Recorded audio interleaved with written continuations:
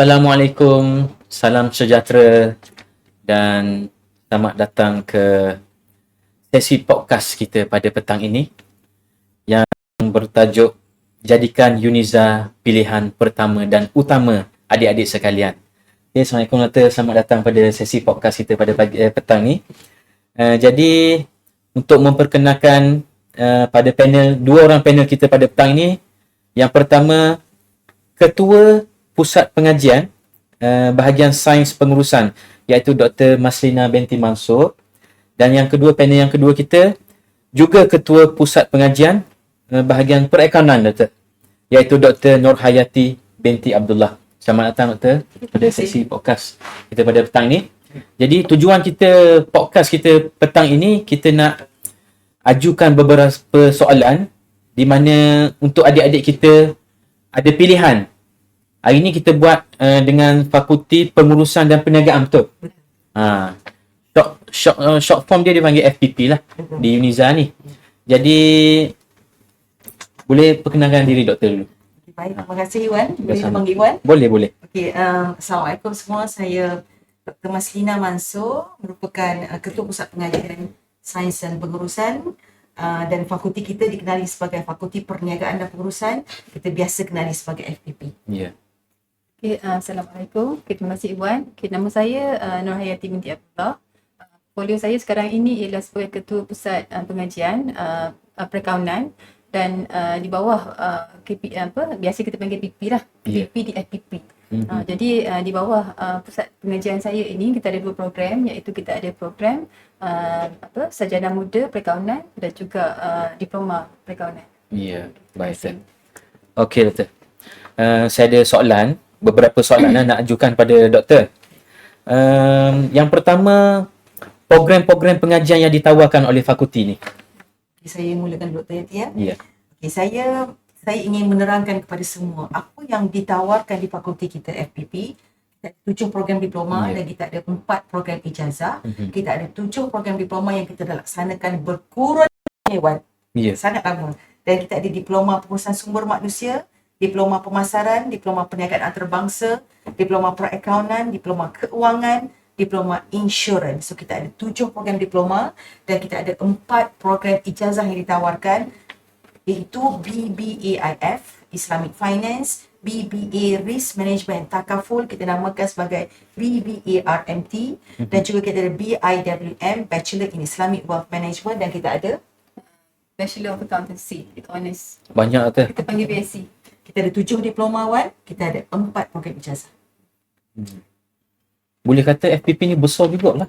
Bukan besar juga Wan, memang besar. Besar.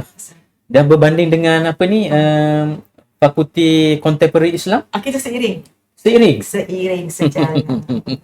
Sebab kita dah lama ni. Dan untuk tahu Iwan, saya juga merupakan alumni KUZA, Diploma Sumber Manusia. Iwan mainkanlah betapa lamanya saya pun dah berusia hampir rahsia. 5 siri. Jadi betapa lamanya kita sudah berada di sini. Jadi adik-adik, kita kalau belajar, tak kira lah universiti mana pun, kalau anda berjaya, boleh diserap masuk ke Uniza juga. Definitely. Betul. Contoh dah ada dah. Jadi pensyarah. Daripada pelajar jadi pensyarah. Tu. Jika dahulu Uniza di kawasan tambah sikit kalau yang Dr. Mas cakap tadi dia berkurang lama. So kita daripada 1980-an rasa Mas. 80-an. 80-an. Bermula dari masa tu zaman KUZA. Ya, KUZA. Daripada KUZA, lepas tu dinaik taraf kepada universiti UDM, lepas tu dijenamakan rebranding kepada Uniza. Sehingga sekarang lah 2025. So, saya rasa lebih kurang 85 tak saya. Jadi lebih kurang kalau Dr. Mas kata dah lebih pada separuh umur dia lah berada di Uniza ni. Jadi umur rahsia kata. Umur rahsia. Okey, seterusnya Doktor. Adakah Uniza ni patut menjadi pilihan utama pelajar? Sangat perlu. Dan apakah keistimewaan universiti ini dari segi falsafah pendidikan, persekitaran pembelajaran dan nilai tambah kepada pelajar itu sendiri Doktor? Okey, bila kita bercakap tentang apa uniknya UNIZA dan kenapa perlu memilih UNIZA. Untuk tahu semua, bila kita menyentuh tentang keunikan UNIZA, contoh di Fakulti Perniagaan dan Pengurusan, kita menawarkan program-program yang menggabungkan contemporary dan juga konvensional. Maksud saya konvensional, kita masih mengekalkan asas-asas pembelajaran yang dulu, teori-teori yang biasa kita gunakan dalam perniagaan. Kita membekalkan para pelajar dengan diploma yang saya sebutkan tadi 7, dan kita menggabungkan contemporary, maksudnya kita menawarkan program-program yang sangat relevan dengan keperluan industri. Sebab tu kita menawarkan BBAIF, BBRMT, Islamic Wealth Management dan juga perakaunan. Jadi kalau saya bertambah sikit untuk program BSc yang secara khusus yang dibawa portfolio saya, semua program kita BSc ni dah termasuk dari BSc mendapat pengiktirafan daripada MQA, iaitu Kerangka Kelayakan Malaysia, dan juga kita juga mendapat pengiktirafan daripada Badan Profesional Malaysian Institute of Accounting iaitu MIA, dan melalui pengiktirafan ini struktur dan juga kandungan kurikulum dalam BSc iaitu short form untuk sarjana muda perakaunan ni dirangka berdasarkan silibus terkini dan juga relevan dengan keadaan besaran. Terkini sebagai contoh bermula Oktober 2025, struktur kurikulum baru yang dilaksanakan dengan pelaksanaan Hari 74 akan dilaksanakan dan ia diiktiraf oleh MIA dan juga Jabatan Pendidikan Tinggi. Jadi saya boleh kata istimewanya kurikulum ini dia menerapkan adab infuse, menerapkan adab dalam struktur kurikulum BSc itu sendiri. Jadinya dia menjadikan antara UNIZA ni antara universiti awam yang pertama, universiti awam yang agak terawal lah yang dalam melaksanakan kurikulum BSc menggunakan adab infuse ini Hari 74. Apa yang saya tahu Doktor, UNIZA ni pun dia special sikit, dia tekankan flex tu dalam pembelajaran. Flexible education with soul tu. Kalau boleh tambah sikit berkenaan dengan flex dengan adab infuse ni ialah merupakan pendidikan berasaskan dengan berasaskan nilai. Jadi secara khususnya kalau flex tu untuk program di UNIZA, tapi adab ni ialah khusus untuk program BSc saja. Jadinya boleh katakan setiap kursus di dalam program BSc telah mengambil kira elemen adab dalam kursus ini. Dan saya nak tambah sikit sekarang daripada penggunaan penggunaan Hari 74 dalam program BSc, kita juga pelajar kita yang graduate daripada BSc ini mempunyai peluang untuk mendapat pengecualian kredit dengan dalam profession certificate iaitu ECCA contohnya. Contohnya student yang bergraduate daripada BSc boleh mendapat 9 pengecualian modul dalam ECCA. Jadi tinggal lagi 4 lah. So total modul ECCA ada 13. So kalau dia graduate dengan BSc, dia akan mendapat pengecualian 9 modul. 9 modul. 9 modul. So saya rasa tu agak kalau saya lah. Kalau saya masih study sebagai undergrad, saya akan ambil peluang ni. Sebabnya paper ECCA ni tidaklah mudah. Jadinya bila grad dengan BSc, student akan cuma perlu mengambil lagi 4 paper. Paper dengan ECCA, dan saya boleh kata boleh memohon untuk penajaan lah daripada badan-badan yang tertentu. Itu kita boleh uruskan lah, cadangkan kepada pelajar-pelajar yang bergraduate. Baik Doktor, terima kasih. Okey, seterusnya. Jadi FPP ni banyak program. Jadi kami nak tahu tempoh pengajian secara overall, kalau boleh kita rangkum sekali kan, yang ditetapkan bagi setiap program tu Doktor. Untuk tempoh pengajian program diploma, para pelajar hanya perlu mengambil tempoh pengajian selama 2 tahun setengah saja. 2 tahun setengah. Bayangkan kita masuk 2023, 2025 kita boleh bergraduate kan. Sangat sekejap masa yang diberikan. Dan untuk program sarjana muda, kita mengambil masa 3 tahun setengah untuk program-program BBAIF. Okey, sekejap Doktor. Let's say diploma 2 tahun setengah. Same course dia ambil. Lepas tu dia ambil degree tu same course juga. Berapa dia akan potong? Berapa semester tu akan potong? Good question. Kalau kita daripada diploma kita, contoh kita ambil diploma pengurusan sumber manusia. Kemudian beliau berhajat untuk ambil BBAIF, kita ada transfer kredit sehingga 36 jam kredit. Tuan-tuan dan puan-puan, 36 jam kredit lebih kurang 1 semester lebih. Maka dia menjimatkan lebih kurang 1 semester ataupun 2 semester. 2 tahun lah jimat. 1 tahun lah, setahun. 1 tahun. Setahun jimat. Paling maksimum. Jadi 5 tahun dia boleh complete dah. InsyaAllah. Dia boleh complete dengan pulang dengan bergaya. Itu yang kita mahu sebenarnya, Doktor. Betul tak? Tapi Lagi satu kebaikan dia Wan, kalau kita ambil, kalau pelajar feeder kita, bayangkan kita sudah berasa begitu selesa dengan diploma kita.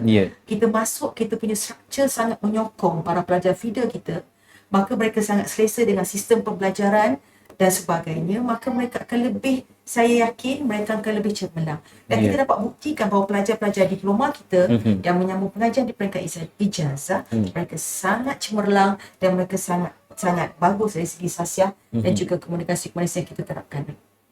Okey, lepas tu syarat kemasukan ni, Doktor, yang ditetapkan bagi program diploma, sarjana muda ataupun sarjana? Kalau untuk program diploma, syarat kemasukan saya bagi secara spesifik kan? Overall pun tak apa. Syarat spesifik tu kalau nak ikutkan, kalau diploma tu mesti lulus lah sekurang-kurangnya C. Kalau spesifik, adik-adik boleh buka dekat UPU, tekan dekat poket tu. Ya. Semua dah senarai dalam tu semua dah.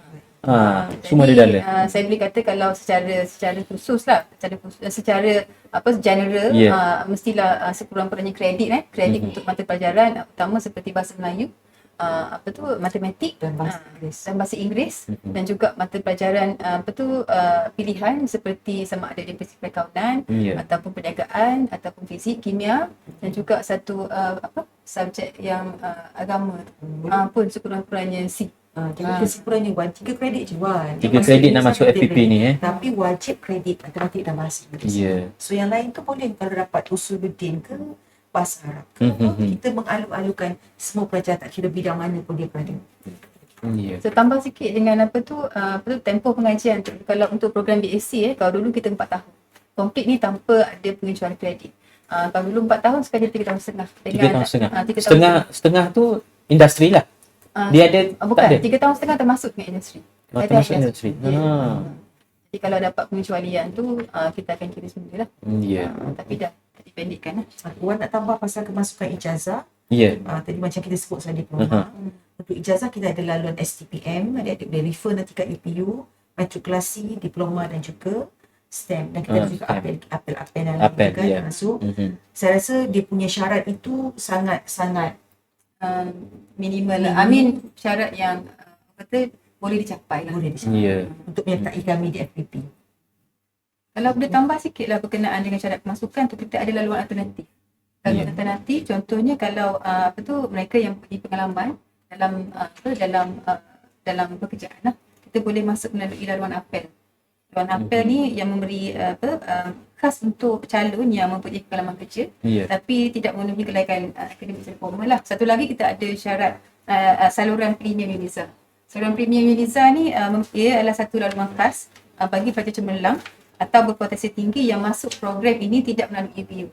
Tapi dengan syaratnya pelajar ini mestilah layak ataupun cukup syarat minimum lah. Jadinya kalau mereka yang mempunyai kelebihan ni boleh masuk melalui laluan premium. Betul. Jadi kita dah sedia pelbagai cabang, Doktor. Nak masuk ke universiti melalui UPU ataupun saluran premium. Bagi yang dah lama bekerja, dah tinggal lama pun boleh masuk melalui apel. Betul.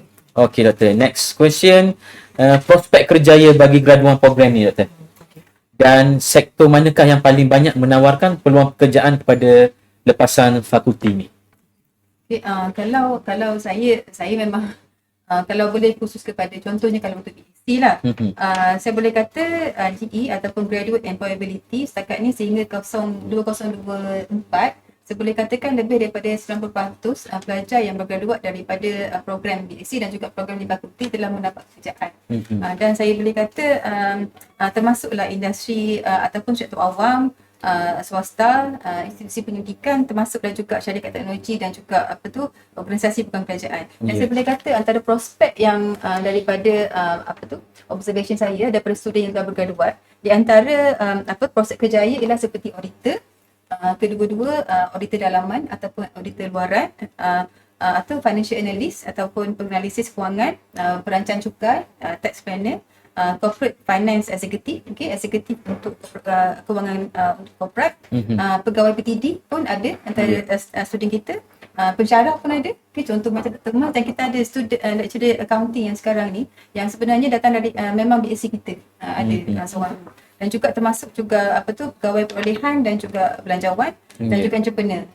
Ada beberapa student kita yang baru dalam 2-3 tahun graduate yang saya daripada updates kita daripada mereka telah menjadi entrepreneur yang agak bagus lah, yang buka contohnya perniagaan seperti homestay dan juga perniagaan yang berasaskan makanan dan juga mengangkat makanan dan minuman lah. Dan ada beberapa orang memang stick intention saya. Dan dari kalau spesifik daripada graduan yang daripada BAC yang memang menggunakan accounting secara khusus di antara sektor yang banyak menawarkan peluang pekerjaan kepada accounting student ni seperti firma dan firma audit kewangan. Contohnya ada yang baru-baru ni mereka telah mendapat pekerjaan di PwC, PricewaterhouseCoopers dan juga Ernst & Young. Baru setahun. Ernst & Young tu big company. Yes, P4 company.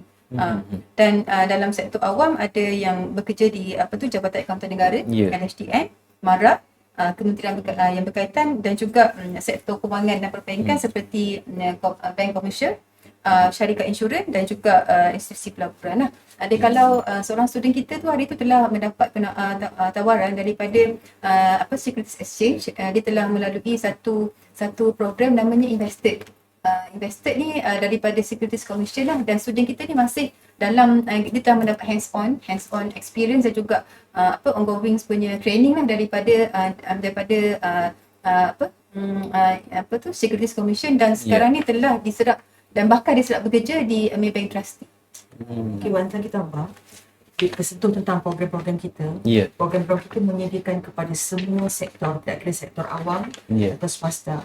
Dan kita tahu bahawa laporan World Economic Forum pun menyatakan kekurangan yang paling tinggi sekarang ni antara kemahiran yang diperlukan adalah kemahiran pengurusan risiko, pemasaran digital dan sebagainya. Jadi fakulti kita bersiap sedia dan boleh menyediakan kepada semua permintaan industri. Baik. Banyak tu cabang. Jadi adik-adik, di mana ada kemahuan, di situ ada jalan. Kita dah sedia banyak dah peluang apa semua ni. Jadi adik-adik jangan tunggu lagi. Jadi kalau kita lihat weekend ni, okey, hujung minggu ni kita ada Jom Masuk You. Di mana kalau orang-orang Perak tengok ke, orang Terengganu mak ayah nak bawa anak-anak pergi jalan ke Perak, di Manjung, Dewan Merdeka, di situ ada Jom Masuk You yang last stopnya.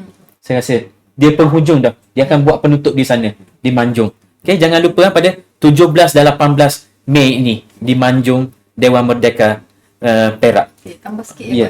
Kalau Ewan ajak student, saya ajak parents. Kalau saya sebagai parents, saya memang akan mencari satu institusi yang memberi satu, bukan saja akademik punya dan kita juga sangat mementingkan sasiah institusi yang menekankan tentang sasiah, dan saya percaya kita ada flex di UNIZA. Betul. Dan juga kita ada, kalau contohnya kalau untuk perikanan kita ada adab dalam perikanan itu sendiri, dan saya percaya kedua-dua elemen adab yang sangat menerapkan kepentingan sasiah tinggi dan juga akademik. Dan saya rasa memang jadi satu pilihan lah kepada ibu bapa di luar sana mencari satu environment yang bagus untuk anak-anak mereka belajar.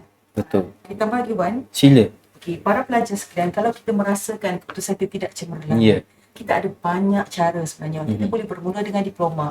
Diploma merupakan satu platform yang membina sasiah diri dan boleh menempatkan kejayaan yang bagus satu hari nanti, dan kita boleh menyambut pengajaran di peringkat ijazah. Kita tidak perlu merasa rendah diri jika kita mengambil diploma. Kita tak perlu rasa inferior kalau kawan-kawan kita dapat matrikulasi dan sebagainya. Diploma menyediakan platform yang terbaik untuk kita sebelum kita pergi ke peringkat yang lebih tinggi. Betul. Betul. Macam saya tak malu, saya diploma. Diploma, degree, sekejap lagi nak sama master pula. InsyaAllah. Bermula daripada diploma, degree sehingga peringkat. Betul.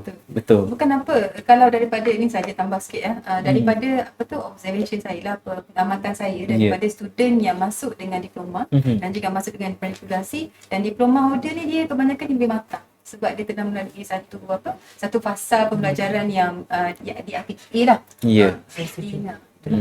Okey, Doktor, soalan seterusnya. Kemudahan pembelajaran dan sokongan pelajar yang disediakan oleh fakulti ini termasuk dari aspek infrastruktur, persekitaran pembelajaran digital dan jaringan industri. Okey, di fakulti kita menyediakan kuliah tempat yang selesa, kita yakin, dengan berhawa dingin, dengan kemudahan PDP berasaskan teknologi. Kita juga ada perpustakaan, kita jadi smart classroom, kita menyediakan kelengkapan yang support keperluan para pelajar kita. Yang smart classroom tu saya jaga, Doktor. Semua high tech sekarang ni. Tak ada. Tak ada. Kat lain tu rasa lambat lagi. Uniza rasa ke depan dah. Ke depan. Dan di samping kita punya pembelajaran yang kondusif, kita juga menyediakan persekitaran yang kondusif. Kita bercakap tentang persekitaran luar Uniza. Ibu bapa tak perlu rasa bimbang kerana kita yakin pusat Uniza menyediakan persekitaran yang selamat. Kita ada pantai yang cantik. Betul. Kita ada kemudahan yang Orang pun baik-baik. Orang yang baik-baik, budaya yang cantik. Dan Syarah pun cantik. Okey, jom. So kita ada pusat pengakutan yang dekat Wan ya. Kita ada station bus, kita ada airport yang dekat. Dan nak dapat Grab dengan Maxim pun tak susah lah. Saya tengok sini, Doktor, pelajar-pelajar duduk luar kan. Duduk di luar. Dia ambil Maxim, dia kongsi 4 orang, RM1 seorang. Betul. RM1 seorang dia masuk ke kelas. Kita ada healing tempat healing yang best ya. Kita ada pantai. Betul. InsyaAllah. Okay. Tapi kita pun ada ni kan, asrama kita pun sedang ditambahkan. Naik taraf apa semua. Betul. InsyaAllah. Jadi seterusnya anggaran permulaan gaji, Doktor, bagi graduan yang menamatkan pengajian dari program ni. Dan adakah terdapat rekod kejayaan alumni yang boleh ketengahkan? Okey, kalau gaji ni satu rezeki lah. Betul. Tapi kalau saya boleh kata, kalau diploma permulaannya lebih kurang dalam 18 macam tu. Dan sampai ada juga yang sampai tengok lokasi lokasi kerja. Satu lagi ialah syarikat yang menawarkan lah. Menawarkan. Jadi kalau diploma tu dalam permulaan 1.5 lah saya rasa. Tapi kalau degree saya boleh kata kalau mengikut pada alumni tadi yang saya beritahu tu, ada yang degree daripada BSc yang telah bergraduat, orang tu daripada Big Four, tu saya kata kalau rezeki kan. Dia even boleh ditawarkan dengan 3 ke atas, 3,000 ke atas. Betul. Itu rezeki tu lah. Jadi adik-adik sekarang ni tahun 2025 dia starting gaji 1,500, 1,800. Nanti adik masuk belajar dulu, by that time gaji dah 2,000 dah. Betul tak? Dia semakin naik, dia tak ada semakin menurun. Okay kan? Okay. Seterusnya, Doktor, last but not least lah question pada petang ni. Anggaran keseluruhan yuran pengajian bagi program-program ini dan apakah bentuk bantuan kewangan atau tajaan yang boleh dimanfaatkan oleh pelajar? Okey. Kalau kita tengok daripada kita boleh tengok struktur yuran sebenarnya. Yang kita boleh tengok di laman web pun sebenarnya kan. Kalau kita tengok untuk diploma, kita punya struktur yuran 3,000 lebih untuk sepanjang pengajian. 3,000 kali 6 semester. Semester kita ada 6 semester sahaja. So baru sangat 500. murah. 600 lebih mungkin, dan itu mungkin tidak termasuk asrama. Tapi sangat affordable, sangat mampu untuk dibayar. Betul. Saya kata kan, berbanding dengan swasta yang lain puluhan ribu. Dan degree kita lebih kurang 4,000 lebih. 4,000 lebih. Itu pun dah disubsidi kan? Disubsidikan. Tidak jumlah dia, kerajaan telah subsidi berbelas ribu sebenarnya. Kita hanya bayar sedikit saja untuk mendapat pengajian yang tidak ada, yang tidak ternilai harga macam tu. Jadi kita ada banyak bantuan. Kita ada boleh dapat PTPTN, MARA dan zakat juga kita boleh dapat. Maidam kita ada. Betul. Kita ada PTPTN. Okey, satu soalan daripada saya sendiri, Doktor. Bila Doktor mengajar dalam kelas budak-budak, adakah dia orang 100% tumpu ataupun dia orang banyak main, ada skip kelas ke, dan at the end result dia macam mana? Okay, kalau pengalaman saya sendiri, contoh saya ada mengajar pelajar diploma dan juga pelajar grade. Basically, para pelajar yang masuk Uniza pelajar yang bagus-bagus. Itu kita akui.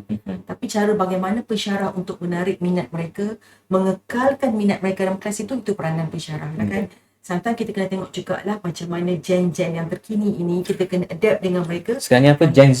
Gen Z. Kalau dia suruh kita TikTok, kita TikTok lah. Kalau dia suruh kita buat velocity, kita ikutlah velocity demi memastikan mereka berada dalam kelas kita sepanjang masa. Betul. Baru dia, saya nak pergi lah kelas doktor tu, saya nak pergi lah. Tapi kalau boleh tambah sikit lah, saya rasa memang generasi sekarang ni tak sama dengan generasi kami lah. Masa kita undergrad dahulu. Tapi daripada pengalaman saya sendiri, bila kita masukkan elemen seperti macam walaupun ada sikit perangai ke, datang lambat kelas, kalau kita buat secara kasar, dia orang macam tak, maksud saya tidak boleh jadi added value, tidak membaikkan keadaan. Saya rasa lebih baik kalau kita menggunakan skill yang seperti contohnya kita yakin yang dia tu boleh mengubah sifat dia atau mengubah keadaan dia lebih baik. Saya rasa student tu dia lebih gembira dan lebih appreciate, sebab saya yakin setiap student yang register IPTA ataupun IPT, mereka sangat mahu graduate, of course lah, kalau takkan diregister. Tapi kadang-kadang adalah attitude sedikit sebanyak yang memerlukan ongoing proses untuk dibaiki. Jadinya kita, peranan kita sebagai pensyarah, kita perlu macam memberi mereka encouragement, galakan untuk jadi lebih baik daripada masa ke semasa. Hari tu sekali, ni saja pengalamannya ni lah, ada satu kelas tu saya ada ajar student yang macam repeaters kan. Dia selalu datang lambat. Tapi saya kata, saya yakin awak memang bagus. Okay, awak memang mahu jadi lebih baik. Saya dan daripada approach kami saya tu, 2-3 kelas lepas itu dia datang awal. Jadi saya rasa approach kita sebagai pensyarah ni, kita selalu bercakap dengan baik. Pensyarah merangkap mak. Naluri ibu ni memang nak suruh anak belajar selalu. Student dia lebih appreciate bila pensyarah tu tidak give up dengan mereka. Betul. Itu pandangan saya lah. Jadi doktor ada apa-apa nak tambah bagi semangat dia orang untuk memohon menjadi pilihan Uniza, jadi pilihan pertama? Ada? Okey. Kadang-kadang kita merasa kita ni tidak yakin dengan kebaikan diri. Sebenarnya dalam diri kita ada sesuatu yang sangat istimewa. Betul. Dan kita hanya boleh mengubah hidup kita dengan pendidikan yang baik. Kita nak ubah apa saja adik-adik, dan pendidikan yang baik, menjadi orang yang cemerlang dalam akademik, boleh mengubah seluruh hidup kita dan seluruh keluarga kita. Jadi kena sertai Uniza untuk mengubah diri. Masya Allah. Macam penceramah tetap tu. Okey adik-adik, sampai di sini saja sesi podcast kita pada petang ini bersama dua orang hebat daripada Uniza, Dr. Maslina binti Mansur dan Dr. Nurhayati binti Abdullah daripada Fakulti Pengurusan dan Perniagaan. Jadi, saya sebagai moderator Nas Irwan bin Najmi mengucapkan ribuan terima kasih pada kedua-dua doktor yang hadir, dan kepada adik-adik jangan tunggu lagi, jom pilih Uniza. Assalamualaikum warahmatullahi wabarakatuh.